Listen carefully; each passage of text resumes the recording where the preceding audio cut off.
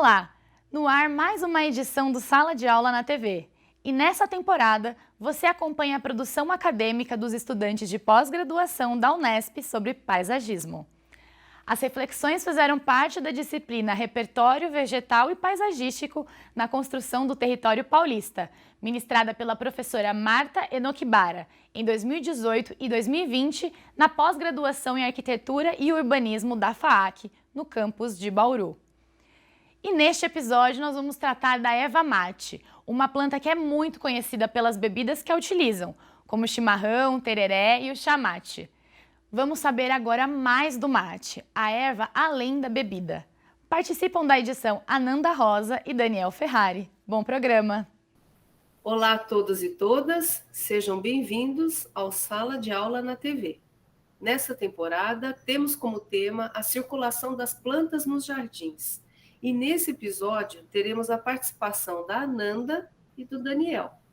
Olá, Ananda, bem-vinda e obrigada pela presença. Olá, Marta. Olá, Daniel. Eu que agradeço o espaço de fala. Obrigada. Oi, Daniel. Obrigada pela presença. Oi, Marta, Ananda, pessoal Olá. de casa. Obrigado pela presença de todos.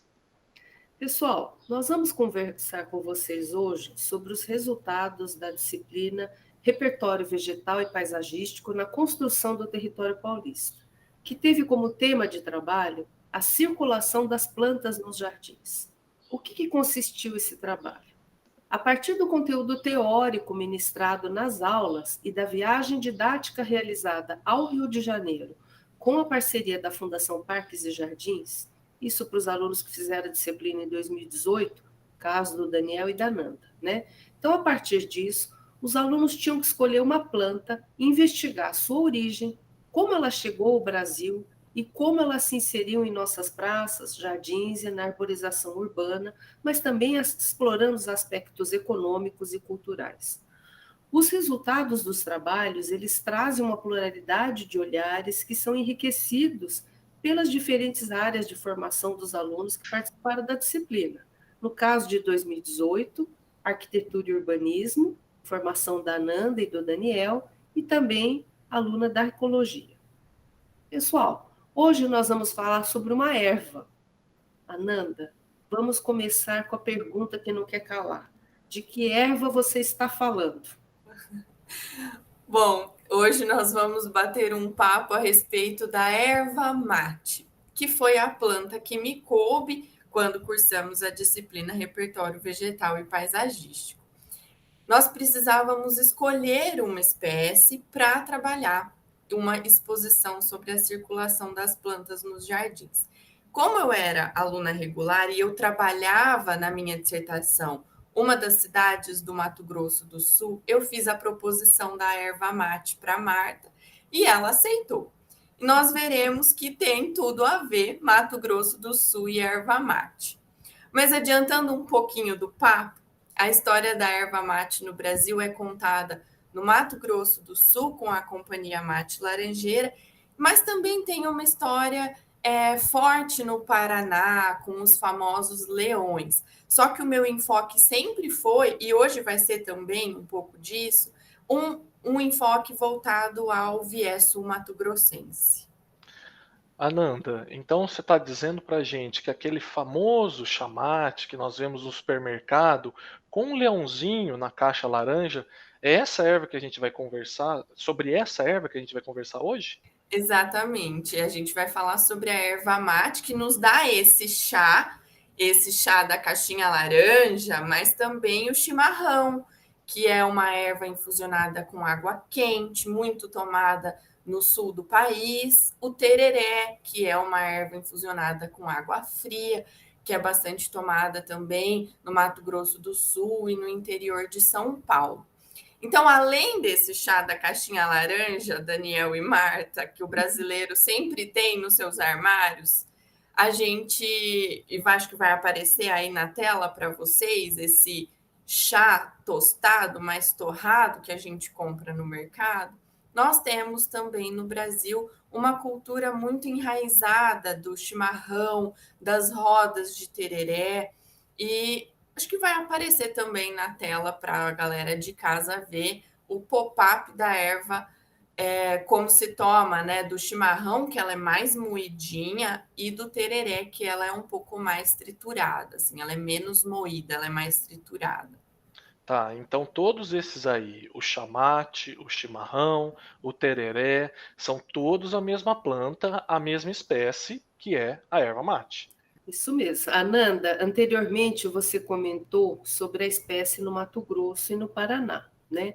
Mas o nome científico da planta é Ilex paraguariensis, o que já me traz uma informação muito relevante, que é sobre o naturalista que descreveu, né, que é o botânico francês Saint-Hilaire, né? Ele percorreu o Brasil no início do século XIX e fez uma identificação de várias plantas, inclusive essa que estamos conversando. Mas Ilex paraguariensis ST. Rio, que é a abreviação do nome dele, paraguariensis, me diz então de onde vem essa espécie? Então ela não é brasileira? Ela é nativa da América do Sul, especificamente Brasil, Argentina, Paraguai. Ela não viajou de nenhum outro lugar do mundo para cair aqui. Ela é daqui mesmo. Então ela é um pouco brasileira, ela é latino-americana.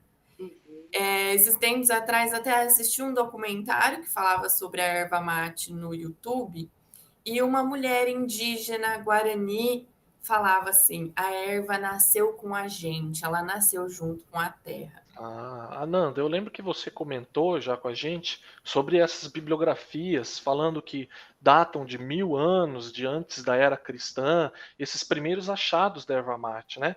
Que era moída em oferendas funerárias de sepulturas pré-hispânicas lá no Peru. A história da erva mate, na verdade, ela é muito longa, né? E muito interessante, tem essa ligação com os indígenas. Exatamente. Inclusive, muitos dos nomes pelos quais a erva é conhecida, e o nome de algumas cidades sul-mato-grossenses têm herança guarani ou ligadas à história da erva mate. É muito legal essa história. E pelo que eu me lembro que você comentou, né, as cidades de Amambai e Ponta Porã, no Mato Grosso do Sul, têm sua história ligada à erva mate. Sim, a história dessas cidades é muito ligada às ervateiras de mate, mas onde eu queria chegar especificamente é a cidade de Carapó, no Mato Grosso do Sul. A própria raiz da palavra caá, né, carapó, na língua guarani é sinônimo de erva. Dizem também que a palavra mate tem uma origem da língua quichua, que é uma língua indígena inca, e significa a cabaça, ou esse recipiente onde se fazia a infusão da erva. E sobre isso, Ananda, eu lembro que tinham outros nomes que eram um pouco menos usuais, pelos quais a erva mate também era conhecido, não tinha? Uns nomes que eram ligados a mitos indígenas. Já que a gente está falando disso, comenta um pouquinho mais. Tinha mesmo, Daniel. A Marta deve lembrar disso também. A planta era conhecida por alguns nomes aí, chá dos jesuítas, erva do diabo e até mesmo hierba santa. Então ela vai de santa a diabo aí, esses nomes. Há relatos de padres jesuítas, se eu não me engano, até do padre Antônio de Montoya, que é um jesuíta famoso, que registram que a erva mate, assim como o tabaco, era repudiada no começo. Né? Houve um tempo em que a bebida era tomada pelos xamãs, quando eles queriam consultar aí os espíritos.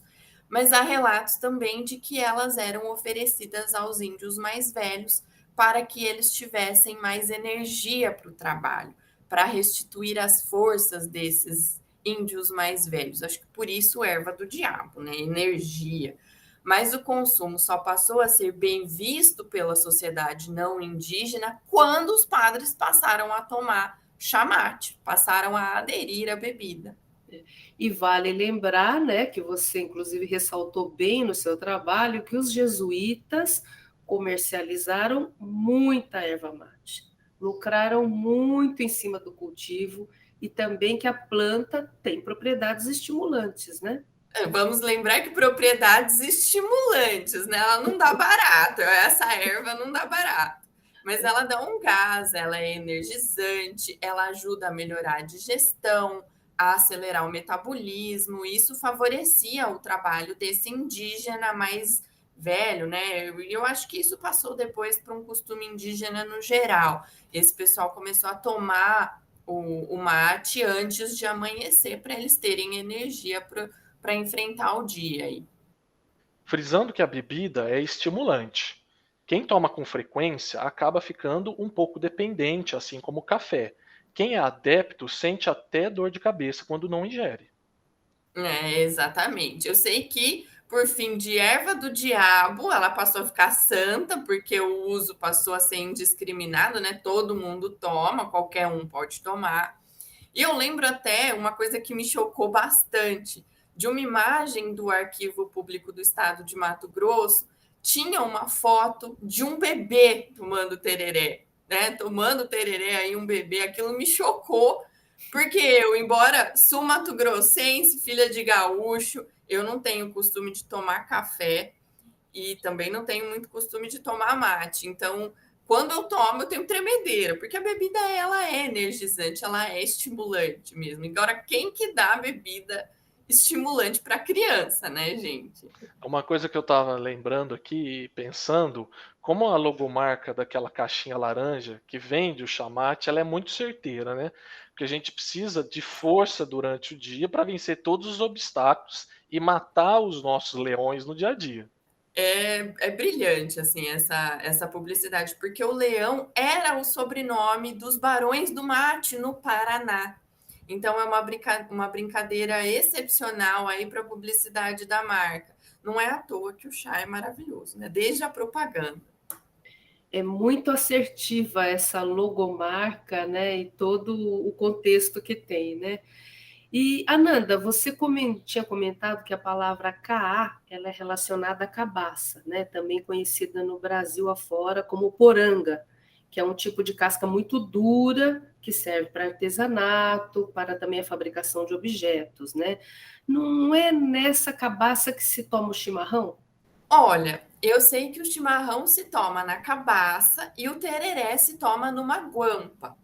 Mas eu não sei até que ponto isso é fielmente seguido aí Brasil afora, né? O Brasil é muito grande, a cultura é adaptável. Meu pai, por exemplo, toma tereré num copo de alumínio, né? O que eu sei é que ambos precisam da bomba, que é uma espécie de canudo, com um filtro na ponta, para que quando a gente puxe a bebida, a erva não seja puxada junto para a boca. Né? Mas o que eu sei é isso. Ambos precisam da bomba, ambos chimarrão e tereré. E eu sei que a guampa para o tereré e essa cabaça mais para o chimarrão. Ah, e uma coisa, a erva do chimarrão, como a gente viu em imagem anterior que passou aí, é mais moída. Né? A erva do chimarrão ela é mais moidinha do que a do tereré. Bom, acho que a gente pode colocar uma foto das cuias do chimarrão, que é com água quente, e das guampas do tereré, que é com água fria. E tem guampa até de chifre de boi, né? Muito interessante. Sim, é interessante. Há quem tome tereré em chifre de boi, há quem tome em copos de alumínio, né? Quem tome simplesmente pelo fato de gostar de mate. Eu, embora, como eu comentei, filha de gaúcho, nascida em Campo Grande, Mato Grosso do Sul, bem sul-mato-grossense, eu não entendo muito desse ritual do mate, não. Mas é um ritual mesmo. Desde a colocação da erva na guampa ou na cabaça, o posicionamento da bomba, a formação da roda do tereré, o sentido da mão com o que se passa para o companheiro, com que o companheiro pega essa bomba para beber, esse copo, né, para beber. Eu acho que é um ritual que vai variar muito, mas é um ritual mesmo. Por exemplo, o meu pai toma com como chama aquela folha? Hortelã-pimenta amassado. E aí ele mistura a água gelada do tereré e ele toma dessa maneira. Há quem tome com limão. Então, é um ritual, mas é muito adaptável aí Brasil afora. Sim. E detalhe, né, pessoal, que a bomba, o canudo, é compartilhado, né? Então, todo mundo põe a boca nesse mesmo, né, canudo. Então, nada muito indicado em tempo de Covid, né? Ananda, vamos voltar um pouco, se você falou das tradições, dos ritos, explica para a gente um pouquinho sobre o processo de secagem dessa erva, né? Eu lembro de você ter colocado no folder que o folder foi o trabalho síntese da nossa disciplina, né? O resultado da disciplina foi o folder. Então, uma curiosidade sobre esse processo, algo sobre as suas estruturas que eram bem arquitetônicas, né? Sim, isso é muito legal de se contar. Eu, inclusive, mostro isso bastante aos meus alunos de arquitetura brasileira. E foi uma coisa que eu aprendi com o professor Silvestrini, pesquisador aí da UFMS, que é um especialista no tema. Nós havíamos comentado sobre essa herança tupi-guarani, né? E vem do tupi a palavra barbacoa, que foi o que eu aprendi com o professor Silvestrini. Esse barbacoa é uma estrutura, e essa estrutura que você está falando, Daniel, é uma estrutura bem rudimentar para processamento dessa erva mate. Vai aparecer essa foto aí para vocês do barbacoa. E é uma estrutura muito simples, muito rudimentar, mesmo de madeira, que a erva mate que foi colhida, ela vai ser colocada ali, ela vai ficar erguida do solo para a secagem dessa erva, né? A gente toma essa erva seca. Né? E essa estrutura, né, faz-se um buraco no chão, coloca-se lenha nesse buraco, e dentro dessa estrutura é o forno aí para secagem da erva. Esse forno cavado no chão, portanto. E aí ficava uma pessoa lá em cima desse forno, fazendo a mistura e garantindo que toda essa erva passasse por esse processo de secagem. Toda essa erva é o que eles chamam de sapecar, porque a erva, quando ela está sendo triturada, ela faz um barulhinho, uns estralinhos, né? A sapecagem da erva. E uma outra curiosidade, né? Isso eu li de relatos de ex-ervateiros que trabalhavam na Companhia Mate Laranjeira no Mato Grosso do Sul, falando que o nome dessa pessoa que ficava lá em cima, essa pessoa era conhecida como Uru. Uru era um pássaro dessa região mato-grossense aí, com hábitos noturnos, porque essa pessoa, por causa do calor desse forno, né, e do calor da região também, essa pessoa optava por ficar ali em cima secando a erva durante a noite, por isso Uru, o pássaro de hábitos noturnos. Dizem que essas pessoas ficavam com uma espécie de fralda de tecido. Eu imagino como aqueles lutadores de sumô. É uma história muito interessante. Mas, enfim, né, Ananda, Daniel, é importante frisar o que você resgatou do trabalho do professor Silvestrini sobre o processo de secagem da erva, que acontecia nesses barbacoás, essa estrutura interessantíssima, né? E que eu me lembro bem que você ressaltou no trabalho, que deu origem à palavra inglesa barbecue, que significa churrasco. De acordo com as pesquisas dele, apesar do barbacoa ser esse instrumento para secagem da erva, quando os indígenas voltavam das caçadas, eles colocavam os animais mortos nas beiradas do barbacoa, enquanto eles cancheavam, né? Enquanto eles trituravam esses ramos secos da erva mate. Então, a carne que ficava ali, às beiradas do barbacoa, ela passava por um processo de cozimento e defumação, porque é uma erva, né? Então, como as carnes dos churrascos americanos. Sim, daí talvez que venha um molho barbecue. Molho barbecue, molho churrasco pelos americanos. Né? É uma história muito legal, uma história cheia de curiosidades.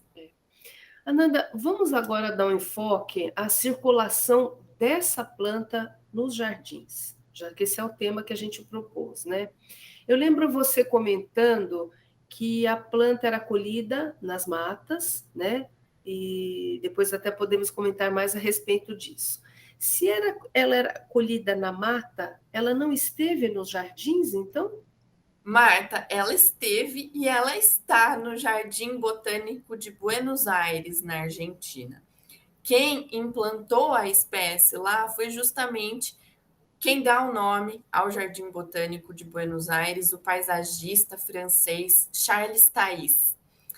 O Jardim Botânico, se não me falha a memória, foi de Buenos Aires, tá? Foi fundado em 1896, ocupando aí, eu acho que ocupa até hoje, mais de 7 hectares, reúne 1.500 espécies de plantas e a erva mate é uma dessas plantas. É interessante que a implantação dessa hierba, que eles chamam, né, esse mate, no Jardim Botânico de Buenos Aires, também tem a ver com a história dos indígenas e dos jesuítas, que a comercializavam, como a professora Marta bem lembrou. Né? Quando os jesuítas foram expulsos da América, os herbais, como exploração natural, foram perdidos. Só que o costume de beber o mate não foi perdido, estava enraizado já na Argentina. Então, era necessário importar uma grande quantidade de mate, que vinha, em sua maioria, do Brasil e do Paraguai, para que se conseguisse atender o mercado interno argentino. Lembro muito bem de um aspecto também que você ressaltou na sua pesquisa, né, que o Thaís, tentando evitar, né, que estava tendo uma grande importação da erva, né, ele resolveu estudar a planta e investigar métodos de germinação das sementes, né, até que ele recebeu algumas do Paraguai, né, e conseguiu germiná-las submergindo em água quente. E eu lembro um fato que me chamou muito a atenção, que você descobriu a informação, né, que ele até publicou essa metodologia, né, de germinação no boletim da Sociedade Nacional de Agricultura do Paraguai e aí implanta no Jardim Botânico de Buenos Aires. Gente, vale lembrar que a erva mate, ela não é um arbusto, né, Ananda? Ela é uma árvore. Sim, é verdade. Ela é uma árvore, ela pode chegar aí a 8 metros de altura. Ao se falar em chá, em erva, nós temos a impressão de que ela é uma coisa rasteira, né? Como um pé de boldo, de erva cidreira, entre outras. Mas é uma árvore. É verdade, Daniel. Acho que vale colocar foto da árvore aí também, né? É uma árvore média, grande, né? De folhas largas e que dá frutos e que são ingeridos por pássaros, inclusive, né? Os frutos, inclusive, parecem guaranás vermelhos, redondinhos, né? Agora, Ananda, então é possível encontrar erva mate no Jardim Botânico de Buenos Aires até hoje? Até hoje, Marta. Aliás, o site do governo de Buenos Aires é muito rico em informações sobre o Jardim Botânico e sobre as espécies que a gente consegue encontrar lá. Acho que vai aparecer aí na tela o link do site do governo de Buenos Aires, onde, se a gente acessar esse site, rolando a página lá para baixo, nós encontramos um mapa do jardim com a localização do herbário. E nesse herbário fica, né? A gente consegue clicar no mapa, ampliar, e nesse armário fica lá a parte da yerba mate. Nessa mesma página, é interessante lembrar isso, nessa mesma página principal do site do Jardim Botânico de Buenos Aires, se a gente clicar em coleciones, nós temos acesso à história do herbário, a gente consegue passear bastante pelo site, vale esse passeio e essa história aí que é muito bem contada. Muito legal. Eu vou querer fazer uma pergunta para a Ananda, mas antes vou esclarecer uma coisinha, né? A disciplina ela foi dividida em duas partes, né? A primeira parte a gente teve os conteúdos teóricos e a segunda parte era a viagem para o Rio de Janeiro, né? Para poder ver um pouco o que a gente estava tendo em aula, né? E poder ver os jardins no Rio de Janeiro que a gente tem desde a época do Brasil Colônia, Império, República, os jardins modernos e contemporâneos. E por que eu estou falando isso? Porque antes da viagem, nós fomos, eu e a Nanda, em busca da erva mate no Jardim Botânico do Rio de Janeiro. Mas que a gente queria ir até lá e fotografar essa espécie, né? Mas, para nossa surpresa, o chá que estava presente lá não era mate, era outro. Conta um pouco mais disso daí, Ananda. Exatamente. Antes da viagem, nós fomos em busca de informações sobre a erva mate no Rio de Janeiro. Mas o próprio herbário do Jardim Botânico do Rio de Janeiro anuncia a planta no Brasil em outros estados, no estado de Mato Grosso do Sul, São Paulo, acho que todos os estados do sul do país, Distrito Federal, várias plantas catalogadas em Minas Gerais, na Bahia, inclusive. Né? Uma erva que trouxe realmente tanta riqueza para o país. Dom Pedro concedeu alvarás de grandes extensões de exploração de erva mate, a própria companhia Mate Laranjeira explorou ervais aí no estado de Mato Grosso do Sul, mas por incrível que pareça, no Rio de Janeiro, nenhuma planta foi coletada, nenhuma árvore foi coletada de acordo com o herbário do Jardim Botânico do Rio de Janeiro. Mas, Marta, esse chá que você se referiu no Jardim Botânico do Rio de Janeiro realmente não era o mate, era o chá preto, o Camellia sinensis. Teve uma época que até Dom João, ele encasquetou que queria aclimatar algumas espécies no Jardim Botânico do Rio, né? E para isso ele manda vir cerca de 300 chineses para o país. Exatamente. Como se sabe, né, os chineses são detentores aí de saberes milenares acerca da cultura, do beneficiamento desse chá preto. Não é chá mate, o chá preto. Então, nas décadas de 1820, 1830, aí, cultivou-se o chá Camellia sinensis, não o Ilex paraguariensis, no Jardim Botânico do Rio de Janeiro. Mas como a gente está aqui para falar do chamate, eu acho bom não ficar tirando todo o brilho dele, né? Embora a história dos chineses, da vinda desses chineses e do Dom João e desses outros chás sejam muito interessantes também.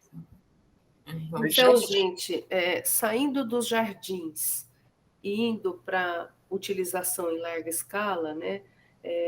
Por vezes você comentou de uma grande companhia que explorou o mate no Mato Grosso do Sul, né, Ananda? A companhia Mate Laranjeira.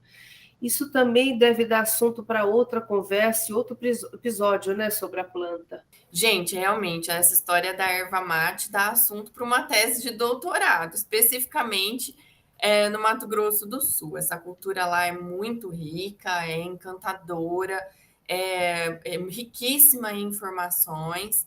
No século XIX, teve uma empresa que teve essa concessão de uma extensão muito grande de terras para beneficiamento da erva mate, a companhia Mate Laranjeira, como a professora Marta lembrou, coisa assim de milhões de hectares, juntando Mato Grosso, Paraguai, Mato Grosso do Sul naquele momento, né, Sim. Paraguai. Eu acho que é sempre bom lembrar que o Mato Grosso do Sul e o Mato Grosso era um estado só até 1970, né? Até essa década.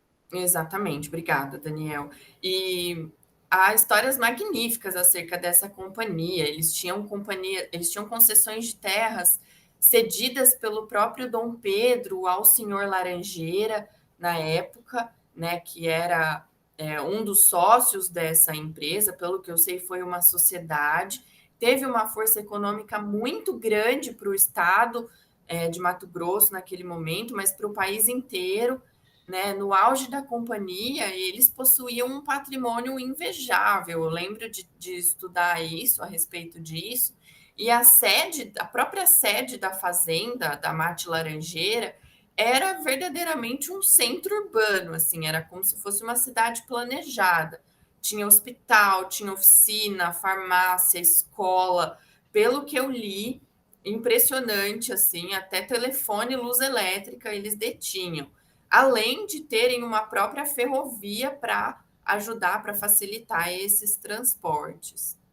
Mas, Ananda, também um lado da história não muito legal, que você também ressaltou no seu trabalho, que há relatos, né, sobre a exploração de mão de obra indígena e paraguaia, inclusive se aproveitando do Paraguai destruído depois da guerra, né? Sim, Marta, muitos relatos alarmantes a esse respeito. É uma história muito triste aí desses episódios da erva mate. Sim, eu lembro de algumas fotos bem impactantes, né? Fotos de trabalhadores carregando sacos de quilos de erva mate colhido, tudo nas costas. A exploração não era só econômica, mas era algo físico, né? Exatamente. Eu acho importante a gente mostrar essa imagem dos trabalhadores, algumas dessas imagens, ou pelo menos uma dessa imagem dos trabalhadores carregando essa quantidade exorbitante nas costas, aí para a gente encerrar mesmo esse papo sobre o mate. Porque, como eu disse, a gente tem muita história para contar. Né? E essa imagem das condições de trabalho nos ervais desse trabalhador, carregando aí essa quantidade de erva mate, demonstra realmente essas condições de trabalho que a professora Marta se referiu. Bom, pessoal, o papo está muito bom, mas como disse bem a Ananda, erva mate dá uma tese de doutorado, né? Mas eu acho que pudemos ter uma visão bem abrangente, né, da erva mate, né? E eu acho que o título faz realmente jus, né? A erva muito além da bebida. Então, gostaria muito de agradecer a colaboração da Nanda e do Daniel na disciplina e a participação nesse episódio. Muito obrigada. Eu que agradeço, é sempre um prazer poder conversar com vocês. Um abraço a todos.